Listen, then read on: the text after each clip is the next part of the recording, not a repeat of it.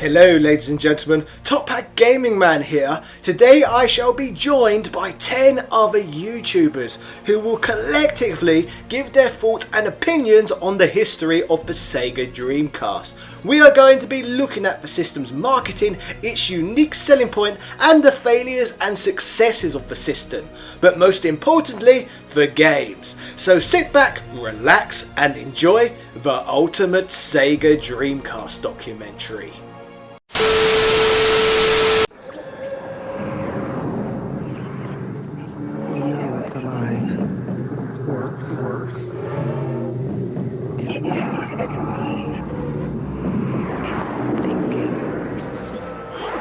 The Sega Dreamcast is a home video games console released by Sega in 1998 in Japan, and it was released in the rest of the world throughout 1999. It was the first in the 6th generation of video games consoles, preceding Sony's PlayStation 2, Nintendo's GameCube and Microsoft's Xbox. It is notable that the Dreamcast was Sega's final home console, marking the end of the company's 18 years in the console market. Looking back on the history of the Dreamcast, it had a short lifespan and limited third-party support. However, reviewers have considered the console ahead of its time, and many gamers still fondly remember the system today.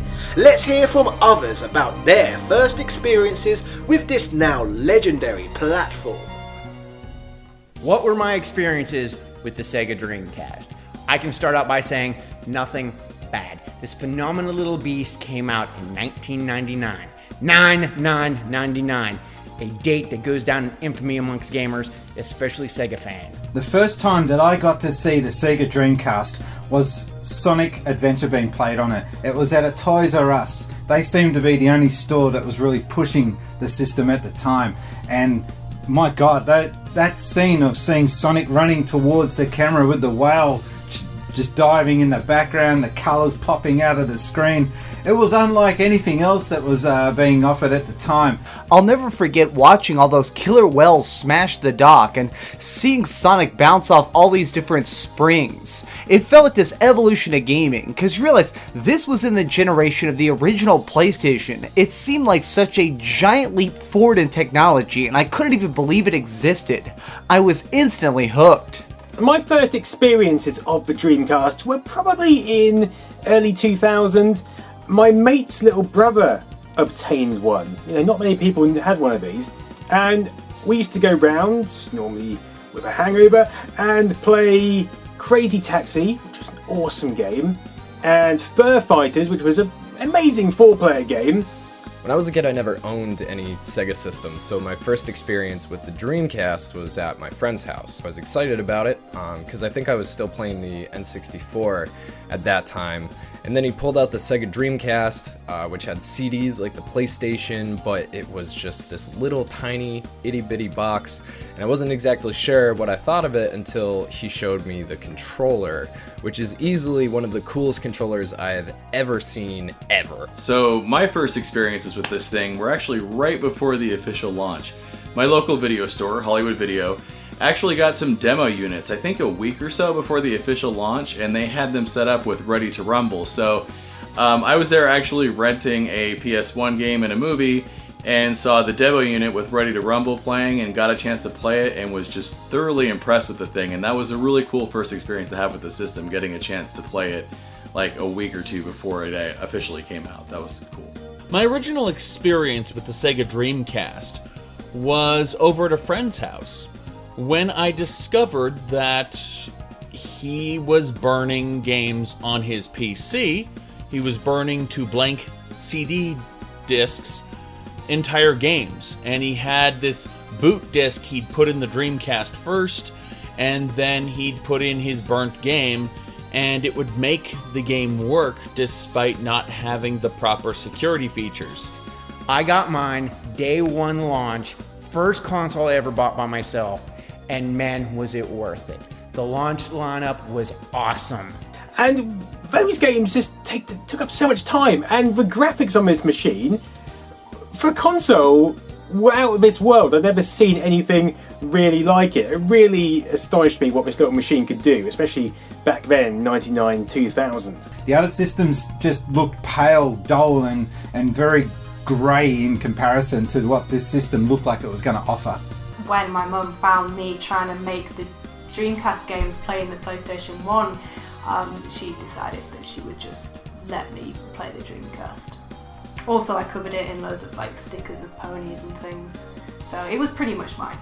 I played Power Stone, I played Skies of Arcadia, played several games on his legitimate Dreamcast, but then bootlegged games.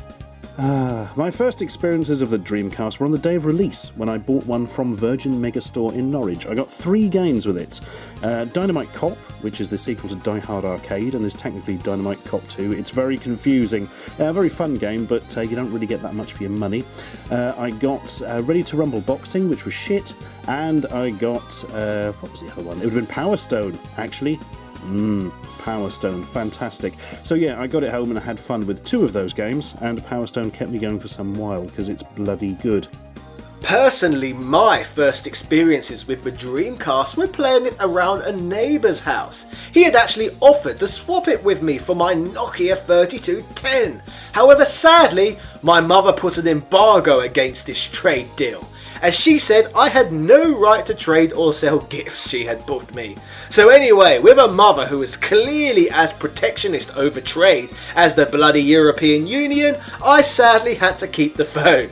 But thankfully, 1 year later, she got me my own Dreamcast for Christmas that year. Yeah! Personally, as a UK citizen, I can't say I really remember that much about the system's actual launch. I got one as a result of playing my friends. Let's see what everyone else can remember about the early marketing. The launch of the Dreamcast was... I don't really remember a lot of it. I suppose that sums up the Dreamcast. It was an amazing console, underrated, mainly because of marketing, I guess. What do I remember in regards to the launch and the marketing?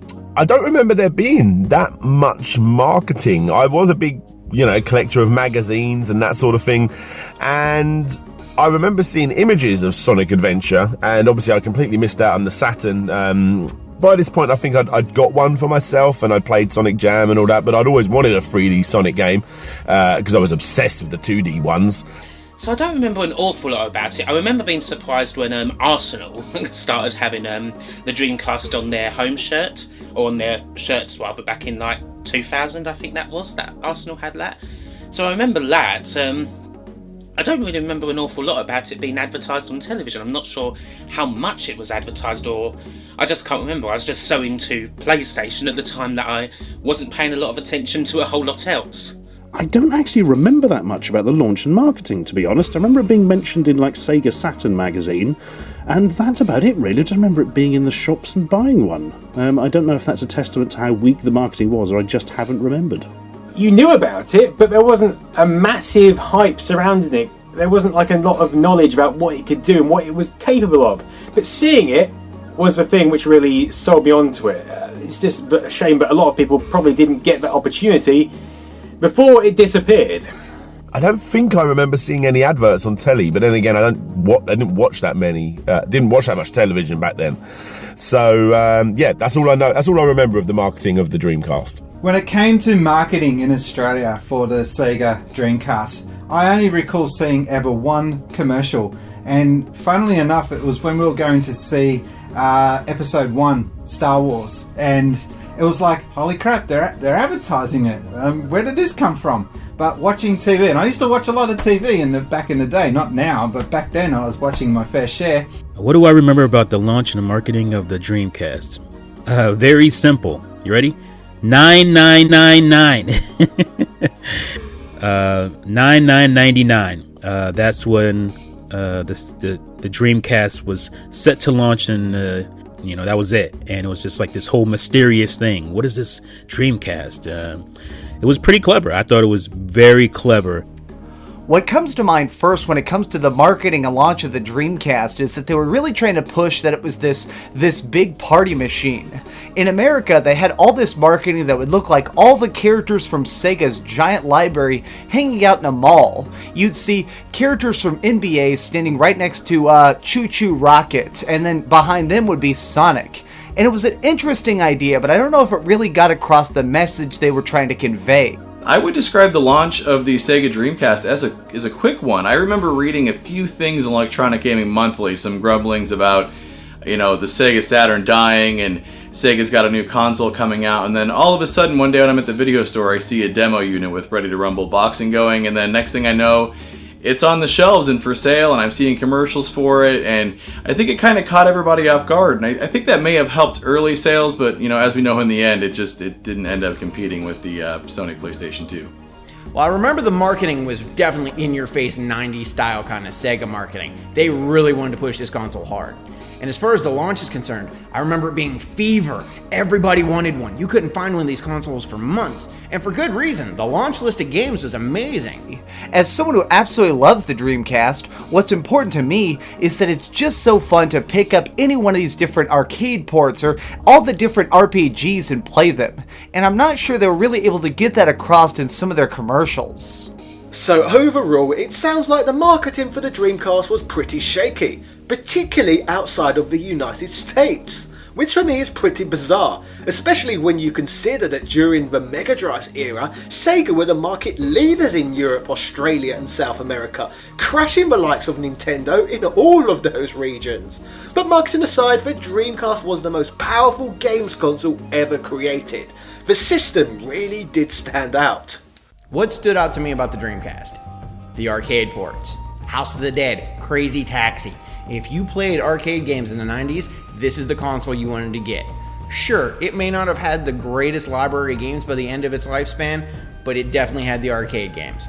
The style of the games that were on it, they were all very Japanese oriented and wacky and zany and just really fun. I think they were doing cell shading long before it was popular. So on games like that, it was new and fresh and really cool to look at. It was a sexy looking console. It was really, really nice. Up to this point, everything was black. The Sega Saturn, the Mega Drive, the PlayStation 2. The PlayStation 1, I thought was quite a cool looking console.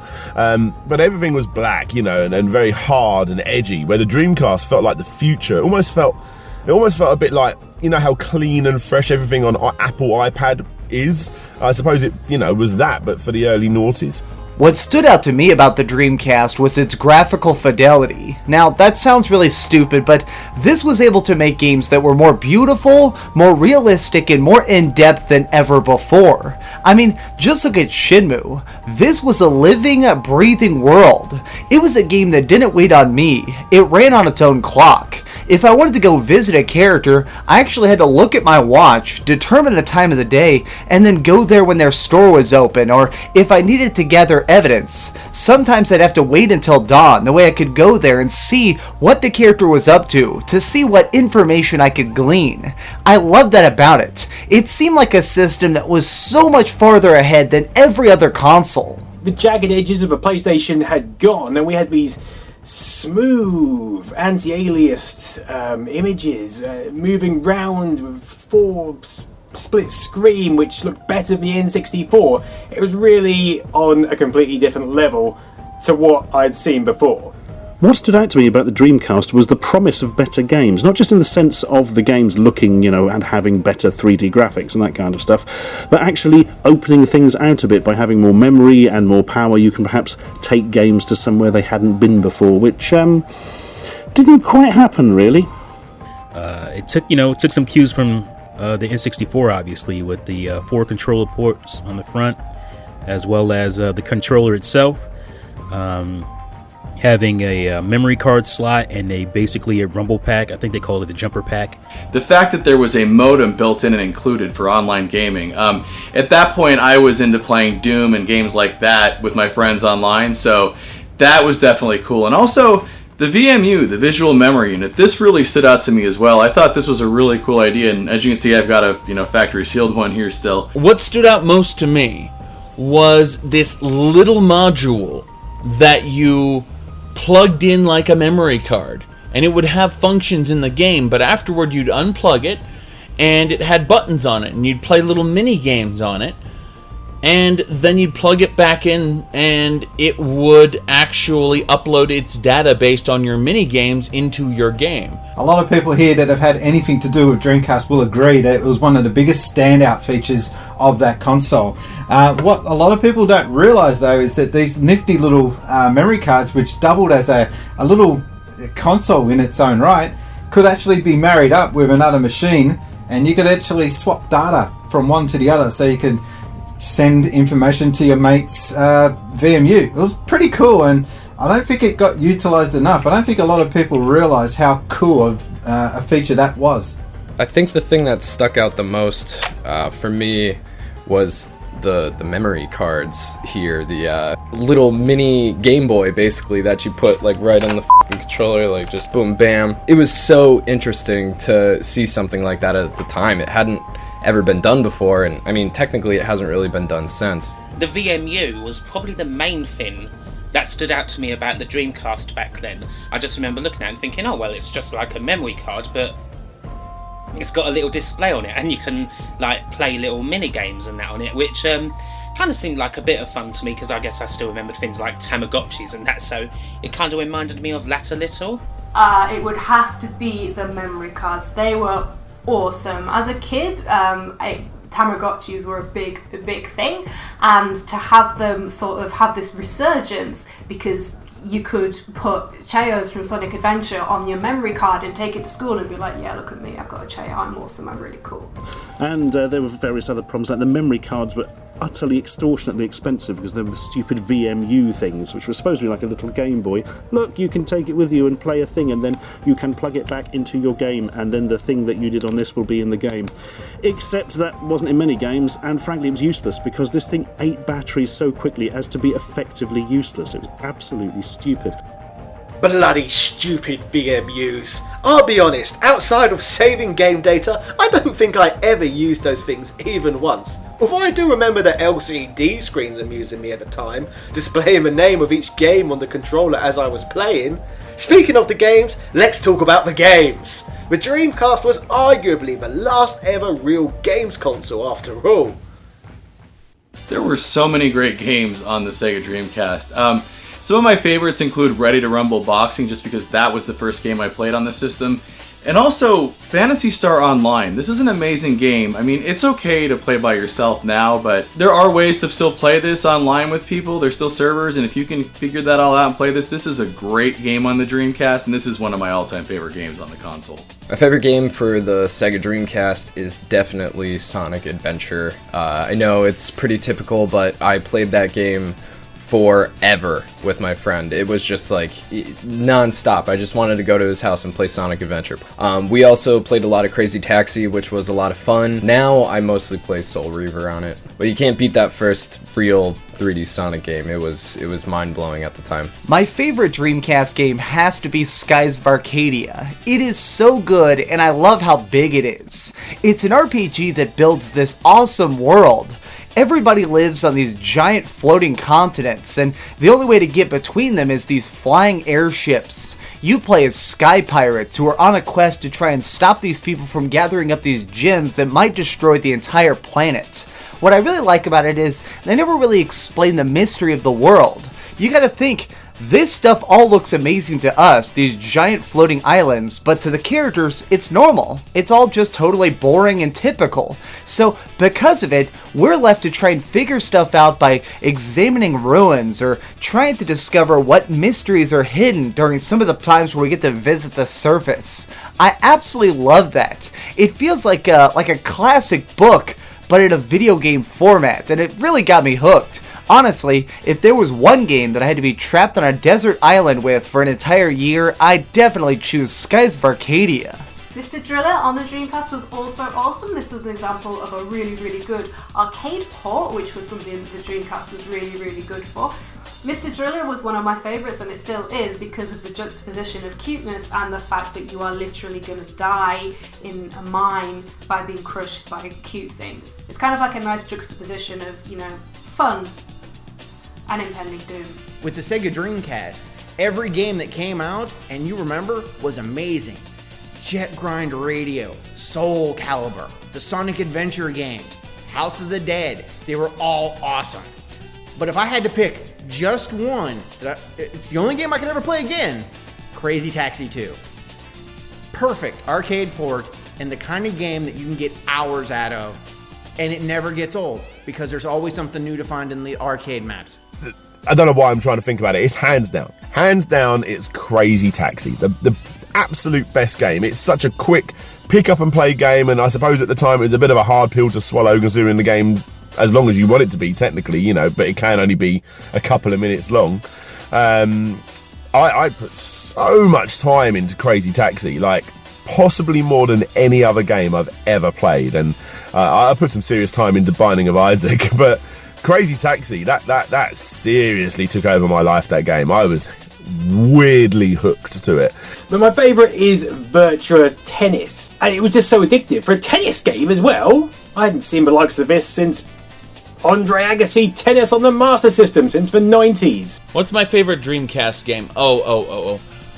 Either Techromancer or Power Stone 2. Techromancer for that one-on-one experience.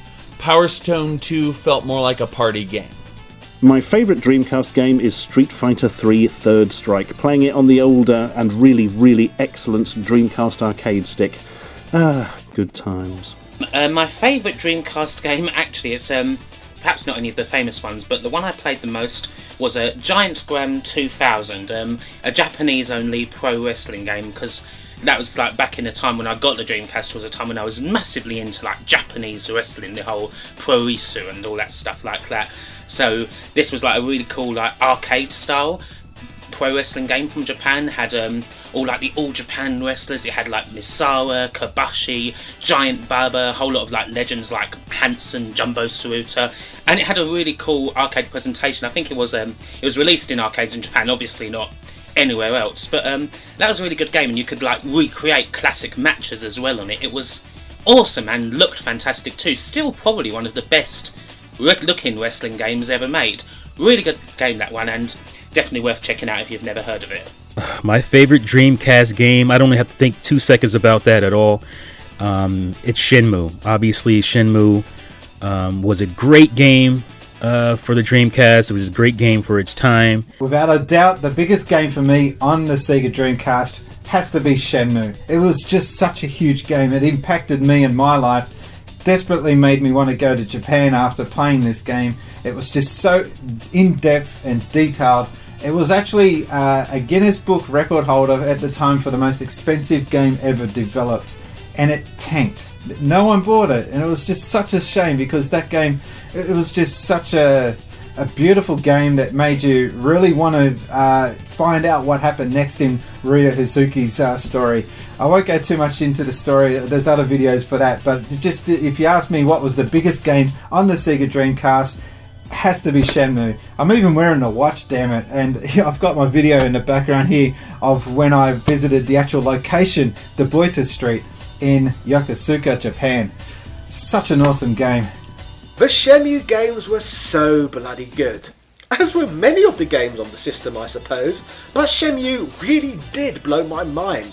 The game featured the best graphics and most immersive world I had ever seen in a game up until that point. Shenmue was so impressive that at the time I felt the world almost felt real. I cannot say I found any game that matched that experience even on the PlayStation 2, later in that console's generation. Games like Shenmue were not the system's only innovations though. The Dreamcast also offered online functionality. My main memory of using the Dreamcast Online was just checking out the internet. It had a web browser. You could get a disc that said Web Browser 2.0. You'd get on there, plug in your modem, you had to type in your internet service provider information, hear that awful grating noise, and then, ta-da, you're connected to the internet. Some of my favorite memories of playing the Dreamcast Online are actually pretty recent memories. I enjoy playing Phantasy Star Online on the Sega Dreamcast, and you can actually still play this online. There's still servers and ways of doing that I did use the Dreamcast Online. I did it for a bit of web surfing to test it out. I remember it being horribly slow because, it was all dial-up back in those days. But I definitely did play Phantasy Star Online actually online, which was a good thing because it was a little bit dull in the single player. It added an extra dimension. The problem was, though, I didn't have the keyboard at the time, so chat and communication options were very, very limited. So my cousin was the first one that I ever knew that got the Dreamcast. She was the only person I knew actually that had one besides my brother. And she calls me over to have a look at this thing, and she had the keyboard for the Dreamcast. It was kind of sold as a internet box after the gaming side of things failed here in Australia. So she called me over to check out this thing and help her hook it up to the internet. So what do? The first thing we did was go straight to online shopping because that was a new thing at the time. And I did what any good Australian would do. I ordered beer online and we had it delivered to our door, and it worked. One of my biggest memories of the Dreamcast Online experience was having to pay like $22 a month. And for, that was coming out of my pocket at the time. So, that was a lot of money. It's crazy to think that you had a gaming service for online where you had to pay $22 a month. We complain about $60 a year now, but that was a lot of money. What are my memories of using this thing online? 56K. That's all I gotta say. And every 90s kid out there is going, oh god, 56K. Yes, it was rough, but it was fun. You could play Quake. You could play Unreal Tournament. Yes, were they the best experiences? No. Personally, I didn't even play online in the Dreamcast's heyday. What I used it for is I got on GameFAQs and I downloaded memory card saves. Yeah, that was something you could do with the Dreamcast. I remember specifically, Sonic Adventure 2, I downloaded the save file for all, 151 emblems or whatever, and you got the remade version of Green Hill Zone. That's what I used it for online. Choo Choo Rocket, playing that online was so exciting. It just felt so new and so fresh, and obviously I know they were doing online stuff beforehand with this. I'm not talking about PC, but I'm talking on consoles. But with the Dreamcast, the amount of times my mum would kick off because I'm taking over the phone line, the days before broadband, playing Choo Choo Rocket. It's the reason I bought myself a Dreamcast keyboard and mouse. Absolutely loved it. I seriously loved it. Being able to push those back buttons on the Dreamcast, the trigger buttons on the Dreamcast, and saying, I'm sorry, hey, what's up? Winding up the other players and just going crazy and then going into a chat room saying, oh, that was really good, making friends. There was just something so exciting about playing the Dreamcast online. And this was before the days of, voice chat and all that sort of thing. I didn't have anything. I had a microphone, but I don't think I ever used it. I have to say, I am really surprised at how mature most of my contributors were when it came to using the Dreamcast Online. My most fond memories with it were in the Dreamcast chat rooms, where I just used to write abusive comments at people. That annoying thing called internet trolling. Well, you see, I invented that. I was doing that before the word had even been invented. I am an innovator and pioneer, you see, and it looks like I am the only one in this video who is using the information superhighway to its fullest potential at the time. You would have thought at the time giving strapping young teenage lads like myself the chance to troll for the first time that the system would be a roaring success. I guess they must have simply forgot to market that element of the platform. Why wasn't the Dreamcast successful? Oh man, thereby hangs a tale. So, it had its own problems. The controller was something that was hated by many, many people. I didn't mind it too much, actually, but it's not a comfortable, good thing by any stretch of the imagination. The controllers were weird. They had little screens in them, and that's weird. And I think when people aren't used to something, they're a bit too scared to try it out. It was a great console, but I think Sega just lacked the funds to execute it to a good enough level. The PlayStation 2 was around the corner, obviously, and people waited for that, which was a better package. It could play DVDs, which was a very important aspect back then. I remember when the Xbox came. The Xbox, you think, well, it might not do too well against the PlayStation, but the Xbox's marketing campaign hit the nail on the head.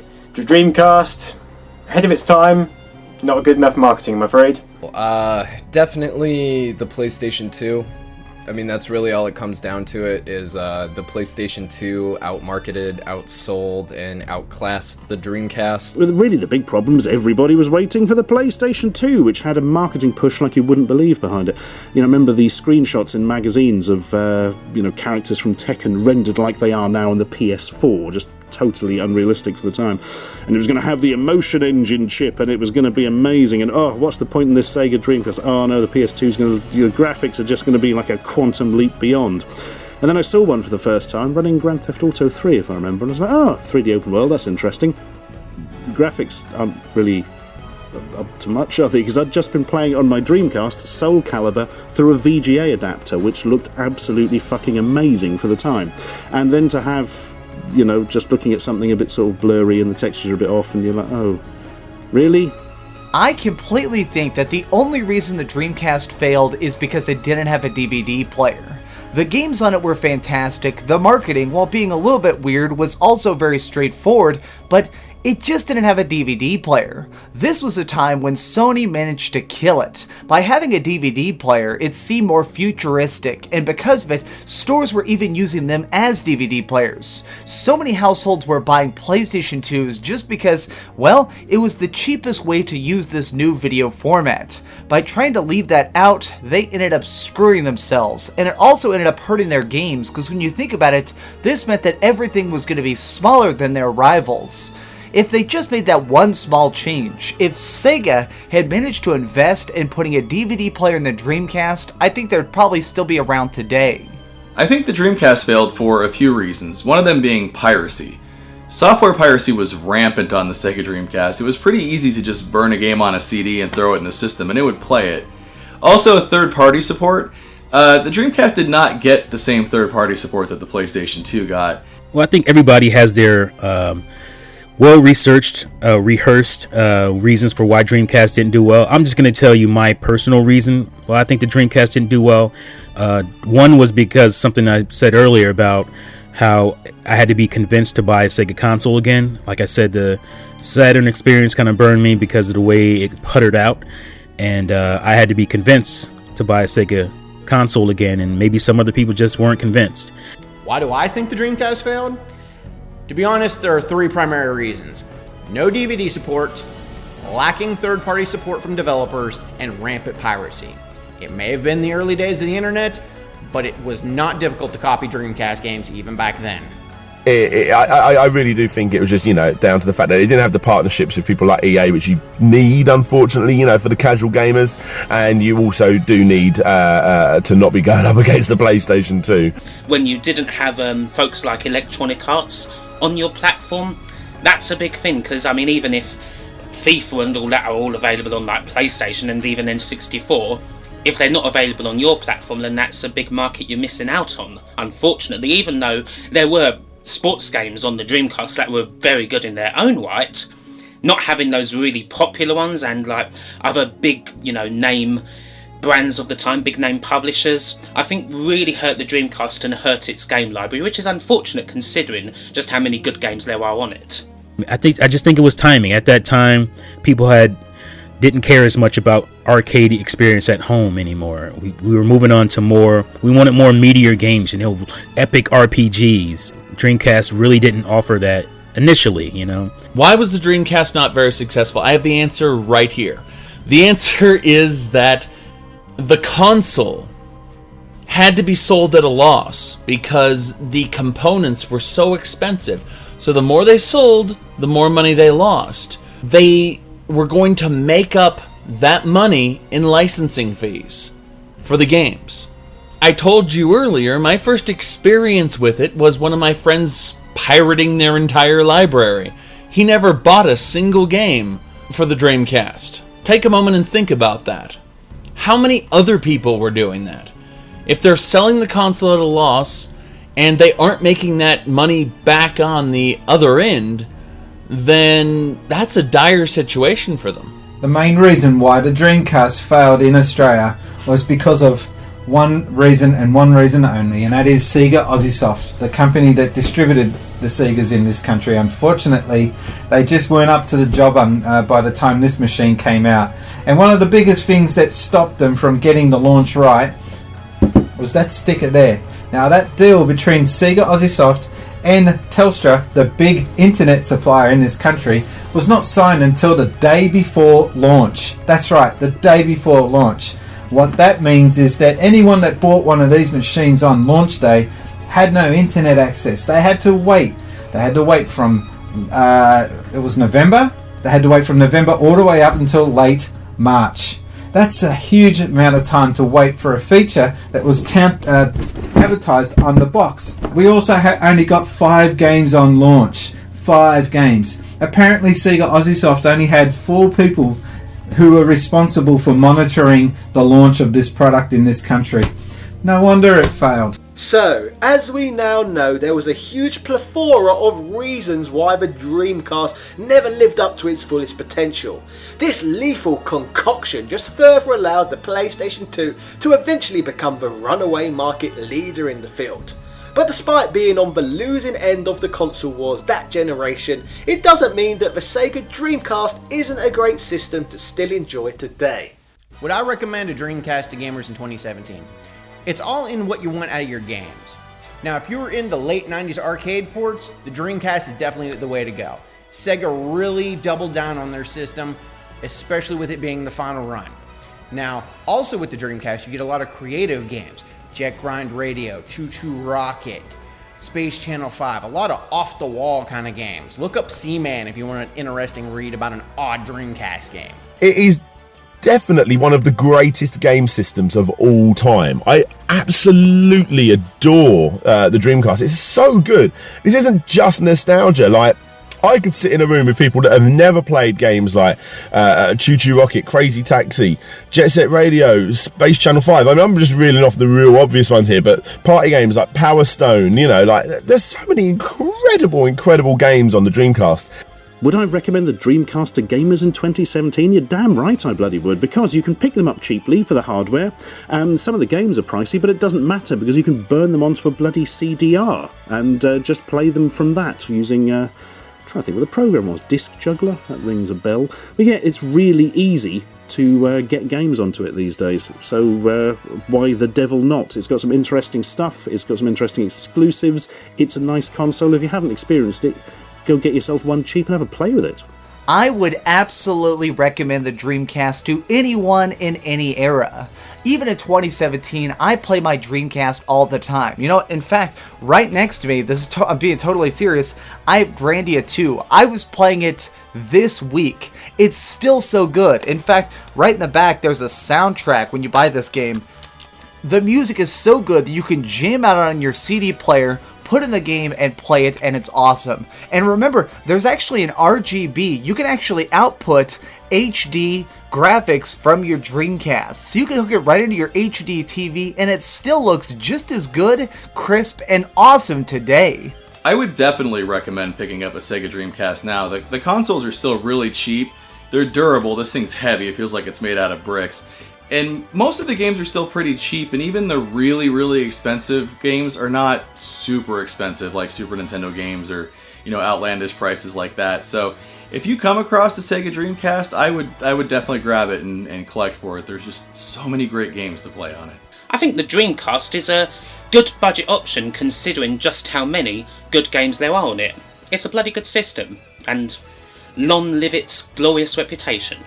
Would I recommend the Sega Dreamcast to gamers now? It's hard to say. Most of the best games for the console have been ported to other systems at this point. For the majority of gamers, unless you're really interested in being able to use this sweet-ass controller, maybe it's not worth picking it up, but if you have good memories with it, if you're interested in collecting, if you like having physical copies of original games, then the Dreamcast is awesome. I mean, it's awesome anyway, it's just I can't see somebody who isn't into collecting or, you know, retro gaming consoles to go and pick one up. I think if you're a casual gamer, you probably wouldn't really be that interested. But if you're anything more than that, then yeah, definitely, because there's been some incredible arcade ports on the Dreamcast. I would actually say that probably they're the best arcade ports that I've ever played.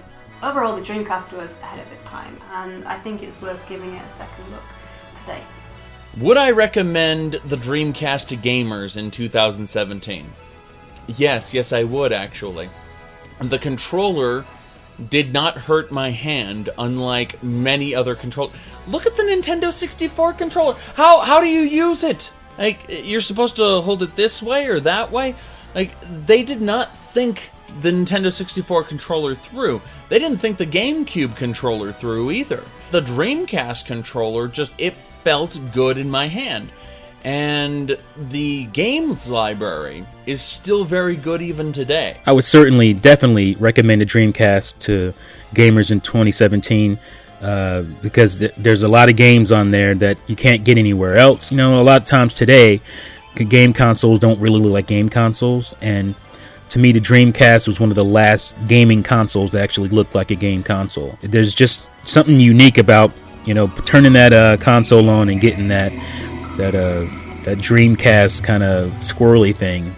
It was very different and very, very cool. It's probably the first console I would recommend to gamers nowadays because it went over that hump where we have retro gaming and modern gaming. This is like the transition for me. This is where everything turns smooth and everything looks pretty much like it does nowadays. Obviously we get higher resolutions now, but the games on it are fantastic, and every good game on it is perfectly playable today, and it's got some absolute classic games which need to be played.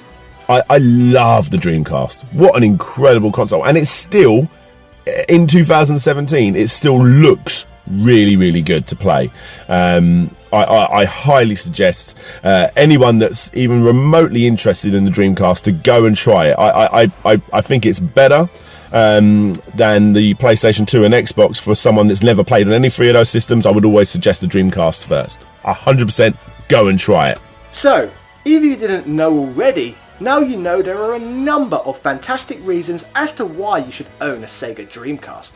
The Dreamcast was arguably the last true games console with its roots firmly planted into arcade greatness. The loss of the Dreamcast signalled the demise of traditional arcade gaming culture, and previously the system had given hope that things were not necessarily about to change for the worse, and that the future was in fact fast, fun and bright. At the time it felt that the new millennium would bring attractive graphics and innovative gameplay. Little did we know at the time that things were simply about to sink into a boring brown and grey bog of realistic first-person shooter war games that would dominate future gaming generations for years to come. In some ways, the Sega Dreamcast was gaming as we know its last hurrah, and it was certainly the end of Sega's long battle within the hardware market. The Dreamcast journey may now be over, but that doesn't mean we cannot go back and enjoy everything the console offers us today.